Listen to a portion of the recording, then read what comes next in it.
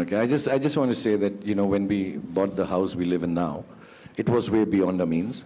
And being from Delhi, one was used to living in bungalows. One did not realize that Mumbai has a whole system where apartments are even more expensive and bigger, but we are not used to it. Not because I was very well off, it's just that everybody in Delhi seemed to have a bungalow. And we'd come from there, and we used to live actually to the house next to Taj, right here, Millie, and which was my director's house. He had lent it to us and said, you stay here as long as you're making films. And we had not too much money. So whenever as soon as we mustered up some money, we said, we'll go and buy this bungalow. And it was way beyond our means. But we managed to buy it, which was one thing. And then you had to rebuild it because it was quite dilapidated and kind of broken.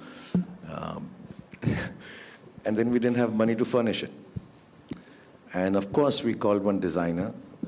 The lunch that he served us, telling us how he'll design this house, was way more than the salary I used to earn in a month. And we're like, this guy's going to charge a lot. So how do we do this house now? We bought it, what do we do with this?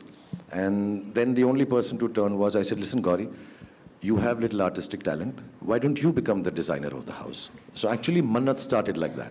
So whatever little monies we earned over years, we kept on buying small things. I remember we had gone down once even to South Africa, I think, and we had little money and we bought the leather for the sofa that we'll put on. And all those small things we used to buy with, you know, at that time, when you traveled abroad, I think you got 100 pounds or some amount of money that you were allowed to carry from India. So it was taken only to buy a decoration piece. So it took us a while, and I think that training ground is what actually made her start designing. You know, because Mannat is, if I may say, a little big.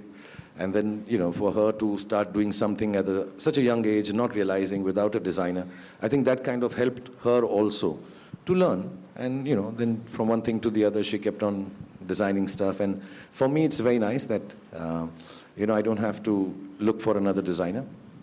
I can scream and shout at her. Oh, this is not nice, you change this and all, which I've never done. I'm just joking. I just wanted to say it here in public. And, you know, it's just easier to discuss what we want, because I also have a thing that things should be clean and nice. So I think she started with that whole aspect, and then, you know, she's gone on to design any and everything that we buy now, so yeah. So what is your favorite space in Mannat, and, you know, where you like to hang out? Or? Contrary to popular belief that I spend a lot of time in the bathroom, I do like my library the most.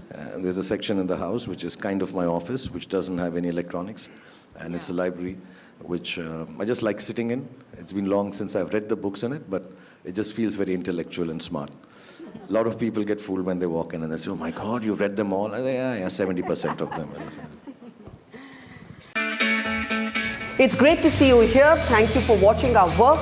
If you haven't subscribed yet, don't forget to click the bell icon and subscribe to Mojo Story and support independent, robust journalism.